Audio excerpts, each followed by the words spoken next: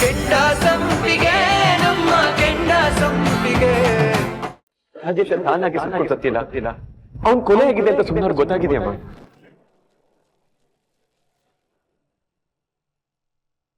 ಏನೋ ಹೇಳ್ತಿದ್ದೀಯ ನೀನು?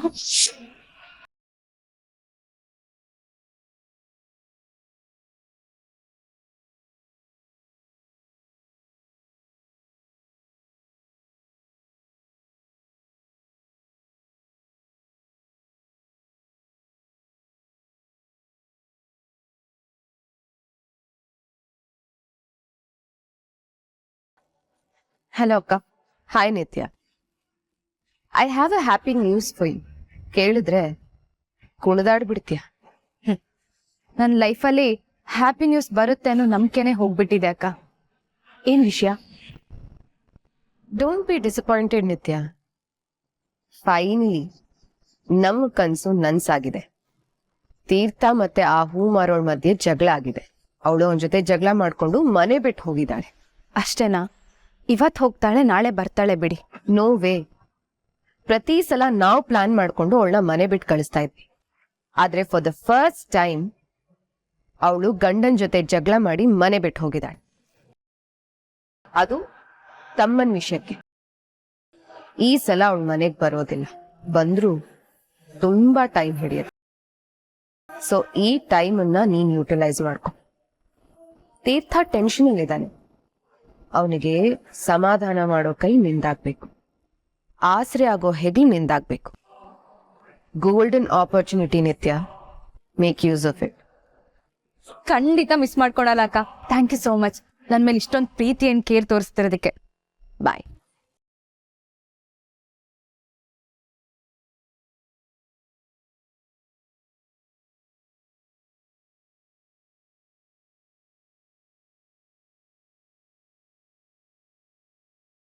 ಅಯ್ಯೋ ದೇವ್ರೆ, ಯಾರಕ್ಕ ನಮ್ಮ ಅಣ್ಣನ್ ಕೊಲೆ ಮಾಡಿದ್ದು? ಅವ್ರಿಗೆ ಮನುಷ್ಯರು ರಾಕ್ಷಸರು ಅಲ್ಲ. ಒಬ್ರನ್ನ ಕೊಲೆ ಮಾಡೋಷ್ಟು ಕಟಕ್ತನ ಹೇಗಕ್ಕ ಬರುತ್ತೆ? ಒಬ್ರಿಗೆ ಸುಟ್ಟು ಕೊಲೆ ಮಾಡೋಷ್ಟು ಕಟಕ್ತನೂ ಇರುತ್ತೆ. ಇನ್ನೊಬ್ರಿಗೆ ಅಸತ್ಯನ ನಮ್ಮಿಂದ ಮುಚ್ಚಿಡೋಷ್ಟು ಕಲ್ ಮನ್ಸು ಇರುತ್ತೆ ಕಡೆ. ಅಕ್ಕ, ದಯವಿಟ್ಟು ನೀನ್ ಈಗ ಭಾವನ್ ಬಗ್ಗೆ ಕೋಪ ಮಾಡ್ಕೋಬೇಡ ಅಕ್ಕ. ಭಾವಂದೇನು ತಪ್ಪಿರಲ್ಲ. ಯಾವುದೋ ಒಂದು ಉದ್ದೇಶ ಇಟ್ಕೊಂಡೆ ನಮ್ಮಿಂದ ಈ ವಿಷಯ ಮುಚ್ಚಿಟ್ಟಿರ್ತಾರೆ. ಎಲೆಕ್ಷನ್ ಬಿಟ್ರೆ ಬೇರೆ ಯಾವ ಉದ್ದೇಶನೂ ನನಗೆ ಕಾಣಿಸ್ತಿಲ್ಲ ಕಣೆ. ಎಲೆಕ್ಷನ್ ಅವ್ರು ಎಲೆಕ್ಷನ್ ಅನ್ಕೊಂಡು ಒಬ್ರು ಭಾವನೆಗಳಿಗಿರ್ಲಿ, ಜೀವಕ್ಕೂ ಬೆಲೆ ಇಲ್ದಿರೋಗಾಗೋಯ್ತು ಕಡೆ. ನಮ್ ರಾಜೇಶನ್ ಕೊಂದವರು ಹಾಯಾಗಿದ್ದಾರೆ ಅಂತ ಗೊತ್ತಾಗಿ ಅವನ ಆತ್ಮ ಎಷ್ಟ ಸಂಕಟ ಪಡ್ತಿರ್ಬೋದಲ್ವಾ? ಅದ್ ಗೊತ್ತಿಲ್ದೆ ನಾನು. ಅಕ್ಕ, ನೀನ್ ಈ ಕೋಪದಲ್ಲಿ ಹತ್ಕೊಂಡ್ ಮಾತಾಡ್ತಿರೋದನ್ನ ನೋಡ್ತಿದ್ರೆ ನನಗೆ ಭಯ ಆಗ್ತಿದೆ ಕಣೆ. ಸಮಾಧಾನ ಮಾಡ್ಕೊಳ್ಳಿ ಅಕ್ಕ, ಸಮಾಧಾನ ಮಾಡ್ಕೊ. ಹೇಗೆ ಸಮಾಧಾನ ಮಾಡ್ಕೊಳ್ಳಿ ರಾಜು? ಹೇಗ್ ಮಾಡ್ಕೊಳ್ಳಿ? ನನ್ ತಮ್ಮನ್ ಹುಟ್ಟಿದ ದಿನ ಅವ್ರ ಜೊತೆ ಮಾತಾಡ್ಬೇಕು ಅಂತ ಖುಷಿಯಾಗಿದ್ದೆ. ನನ್ನ ಅಕ್ಕ ಇವತ್ ನನ್ ಜೊತೆ ಮಾತಾಡ್ಸ್ಬೋದು ಅಂತ ನನ್ ತಮ್ಮನು ಕಾಯ್ತಿದ್ದ. ಅಂತವನ್ನ ಮನುಷ್ಯವಾಗಿ ಕೊಲೆ ಮಾಡ್ಬಿಟ್ಟಿದಾರೆ ಕಡೆ ಪಾಪಿಗಳು. ಅವ್ನು ನನ್ ಕಣ್ಮುಂದನೆ ಅಕ್ಕ ಅಕ್ಕ ಅಕ್ಕ ಕಾಪಾಡು, ಉರಿ ಉರಿ ಅಂತ ಕಿರ್ಚ್ಕೋತಿದ್ದ.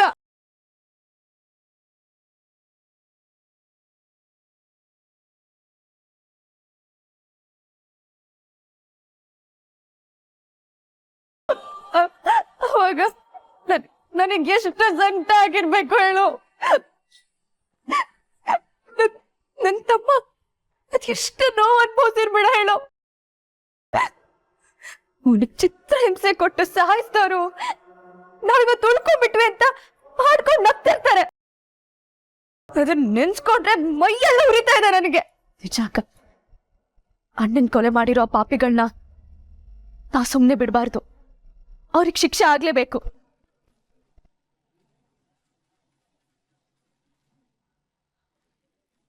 ಅವ್ರನ್ ಮಾತ್ರ ಯಾವ್ದೇ ಕಾರಣಕ್ಕೂ ಸುಮ್ನೆ ಬಿಡಲ್ಲ. ನನ್ ತಮ್ಮನ್ ಕೊಂದವರು ಪಾತಾಳದಲ್ಲಿ ಅಡಗಿದ್ರು ಸರಿ, ಅವ್ರನ್ನ ಹುಡುಕ್ತೆ ಅವ್ರಿಗೆ ಶಿಕ್ಷೆ ಆದಾಗ್ಲೆ ನನ್ ತಮ್ಮನ ಆತ್ಮಕ್ಕೆ ಶಾಂತಿ ಸಿಗೋದು. ರಾಜೇಶ್, ಒಂದ್ ವಿಷಯ ಕಣೆ, ಯಾವ್ದೇ ಕಾರಣಕ್ಕೂ ರಾಜೇಶ ಕೊಲೆ ಆಗಿರೋ ವಿಷಯ ಅಪ್ಪಂಗಾಗ್ಲಿ ಕಾಲೋನಿಯರ್ಗಾಗ್ಲಿ ಗೊತ್ತಾಗೋದ್ ಬೇಡ. ಅವ್ರಿಗೆ ಗೊತ್ತಿಲ್ಲದೆ ನಾವು ಕೊಲೆಗಾರ ಯಾರು ಅಂತ ಹುಡ್ಕೋಣ. ಅದಾದ್ಮೇಲೆ ಅಪ್ಪನ್ಗೆಲ್ಲಾರು ಬಿಡ್ಸೋಣ. ಸರಿ ಅಕ್ಕ, ನೀನ್ ಹೇಗೆ ಹೇಳ್ತೀವ ಹಾಗೆ. ನೀನು ಈ ವಿಷಯಕ್ಕೆ ಮನೆ ಬಿಟ್ಟು ಬಂದಿದ್ದು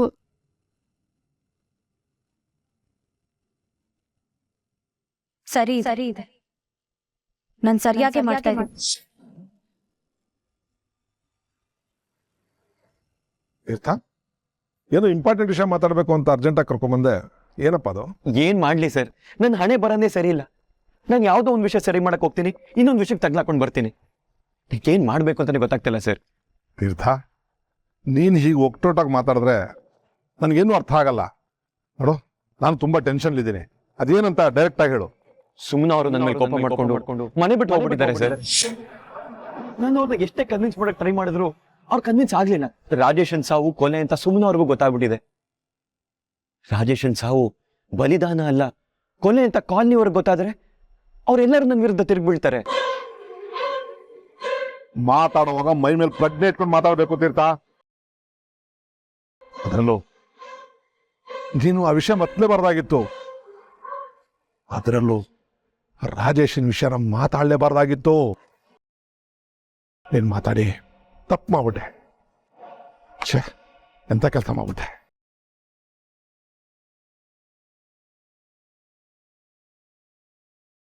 ಈಗೇನು ಮಾಡೋದು? ನನಗೂ ಏನ್ ಮಾಡೋದು ಅಂತಾನೆ ಗೊತ್ತಾಗ್ತಿಲ್ಲ ಸರ್. ಏನು ತೋರಿಸ್ತಿಲ್ಲ ಅಂತ ಸುಮ್ಮನೆ ಕೂತ್ಕೊಂಡ್ರೆ ಹೇಗೆ ತೀರ್ಥ? ಏನಾದರೂ ಮಾಡಬೇಕು. ಈಗ ಈ ವಿಷಯ ಲೀಕ್ ಆದ್ರೆ ನಿನ್ನ ಕ್ಷೇತ್ರ ನಿನ್ನ ಕೈ ತಪ್ಪೋಗುತ್ತೆ. ಹೇಗಾದ್ರೂ ಮಾಡಿ ನಿನ್ನ ಹೆಂಡತಿನ ತಡೆದಿಲ್ಲ ಅಂದ್ರೆ ನೀನು ಇಷ್ಟು ವರ್ಷ ಪಟ್ಟ ಶ್ರಮ, ಕನಸು ಎಲ್ಲ ನುಚ್ಚು ನೂರಾಗುತ್ತೆ. ಇದೇ ಕರೆಕ್ಟ್ ಆದ ಟೈಮ್. ನಾನು ತೀರ್ಥ ಅವ್ರ ಮನಸ್ಸನ್ನ ಗೆಲ್ಬೇಕು ಅಂದ್ರೆ ಈ ವಿಷಯದಲ್ಲಿ ಸುಮನ ಅವ್ರನ್ನ ಕನ್ವಿನ್ಸ್ ಮಾಡಬೇಕು. ಇಲ್ಲ ಕನ್ವಿನ್ಸ್ ಮಾಡಿ ಸೋತೆ ಅನ್ನೋ ಹಾಗೆ ಡ್ರಾಮಾನಾದ್ರೂ ಮಾಡಬೇಕು. ಎಸ್,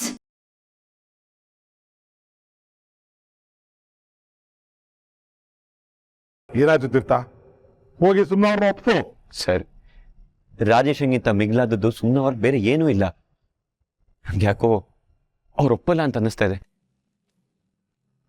ಅವ್ರ ನಡವಳಿಕೆ ನೋಡಿದ್ರೆ ನಂಗೆ ಭಯ ಆಗ್ತಾ ಇದೆ ಸರ್. ಅರೆ, ನೀನು ಹೀಗೆ ಕೈ ಚೆಲ್ಲಿ ಕೂತ್ರೆ ಹೇಗೆ ತೀರ್ಥ? ನೀನು ಸುಮನ ಕೈ ಮುಗಿತೀಯೋ ಕಾಲು ಹಿಡಿತೀಯೋ ಅದು ನನಗೆ ಬೇಕಿಲ್ಲ. ಈ ವಿಷಯ ಆಚೆ ಬರದೇ ಇರೋ ಹಾಗೆ ನಿನ್ನ ಹೆಂಡತಿ ಸುಮನಾನ ಸಮಾಧಾನ ಮಾಡಬೇಕು. ಅದ್ರ ಬೇರೆ ದಾರಿ ಇಲ್ಲ. ಹೋಗ್ತಿರ್ತಾ.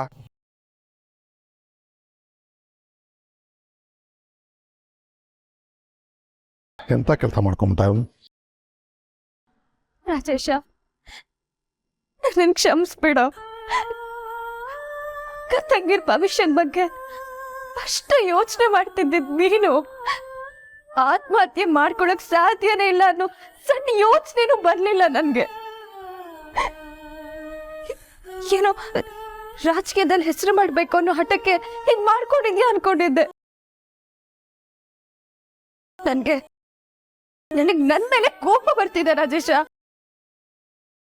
ನನ್ ಕ್ಷಮಿಸ್ಬಿಡು. ಈ ಸತ್ಯನ ನನ್ನಿಂದ ಮುಂಚೆನೆ ತಿಳ್ಕೊಳ್ಳೋದಕ್ಕಾಗ್ಲಿಲ್ಲ.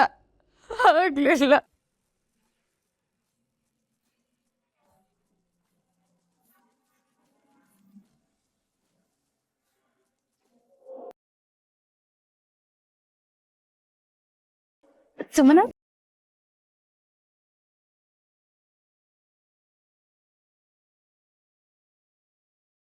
ಸುಮನ ಅವರೇ, ನಿಮ್ ನೋವು ನನಗೆ ಅರ್ಥ ಆಗತ್ತೆ. ರಾಜೇಶ ಕೊಲೆ ಆಗಿರೋದು ಅಂತ ನನಗೂ ಇವಾಗಲೇ ಗೊತ್ತಾಗಿತ್ತು. I am really shocked. ಆ ಪಾಪಿಗಳಿಗೆ ಸರಿಯಾದ ಶಿಕ್ಷೆ ಆಗ್ಲೇಬೇಕು. ಆದ್ರೆ ನಂದೊಂದು ರಿಕ್ವೆಸ್ಟ್. ಇದನ್ನ ಹೇಗೆ ಹೇಳ್ಬೇಕು ಅಂತ ನನಗೆ ಗೊತ್ತಾಗ್ತಿಲ್ಲ. ಹೇಳ್ಬೇಕು ಅಂತಾನೆ ಬಂದಿದ್ದೀರಿ, ಗೊತ್ತಿಲ್ಲ ಅಂತ ಯಾಕೆ ಹೇಳ್ತೀರಾ? ಅದೇನ್ ವಿಷಯ ಹೇಳಿ.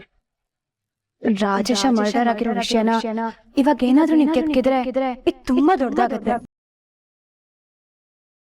ಶ್ರೀದೇವಿ ಕಾಲೋನಿ ಜನರಿಗೆ ತೀರ್ಥ ಅವ್ರ ಮೇಲಿರೋ ನಂಬಿಕೆ ಹಾಳಾಗತ್ತೆ. ಇದರಿಂದ ತೀರ್ಥ ಅವ್ರ ರಾಜಕೀಯ ಜೀವನ ಹಾಳಾಗುತ್ತೆ. ಸುಮ್ಮನವರು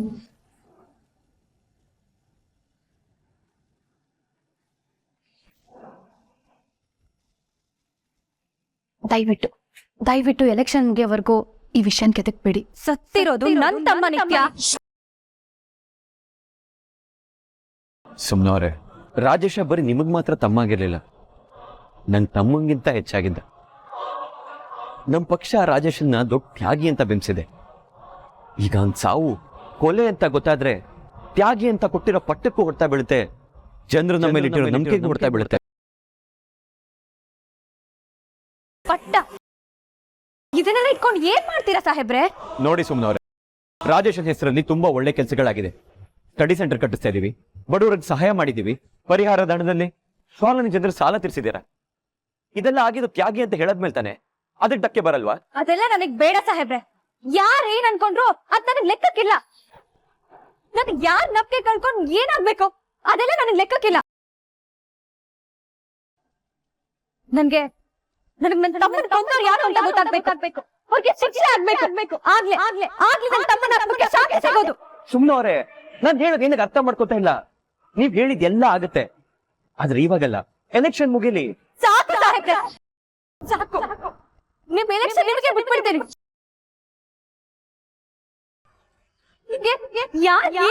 ಏನು ಅಲ್ವಾ? ನಿಮ್ಗೆ ಎಲೆಕ್ಷನ್ ಮುಖ್ಯ, ನೀವು ಪ್ರಚಾರ ಮುಖ್ಯ, ನೀವು ಗೆಲ್ಲೋದೇ ನಮಗ್ ಮುಖ್ಯ ಅಲ್ವಾ? ಹೋಗಿ ಸಾಹೇಬ್ರೆ, ಹೋಗಿ. ನಿಮ್ ಎಲೆಕ್ಷನ್ ನೋಡ್ಕೊಳ್ಳಿ, ಪ್ರಚಾರ ಮಾಡ್ಕೊ ಹೋಗಿ.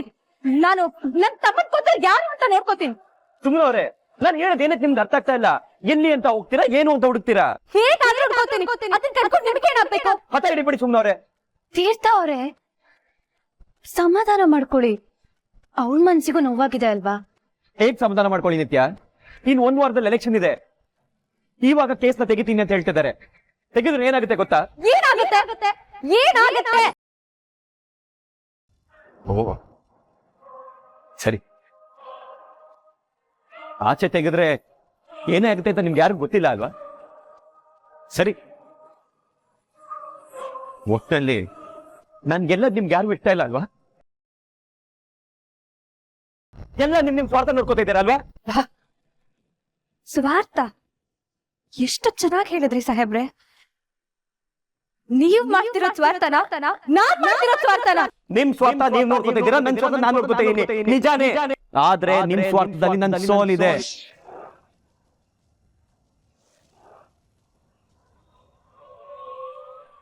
ನನ್ ಸ್ವಾರ್ಥದಲ್ಲಿ ನನ್ ಗೆಲುವಿನ ಜೊತೆ ರಾಜೇಶನ್ನ ಕೊಲೆ ಮಾಡಿರೋ ಕಂಡಿಡಿಯೋ ಭರವಸೆನೂ ಇದೆ. ಅದ್ ನಿಮ್ಗೆ ಕಾಣಿಸ್ತಾ ಇಲ್ಲ ಅಲ್ವಾ? ಅದೆಲ್ಲ ನನಗೆ ಗೊತ್ತಿಲ್ಲ ಸಾಹೇಬ್ರೆ. ಗೊತ್ತಿಲ್ಲ ಅಂದ್ರೆ ಹೇಗೆ?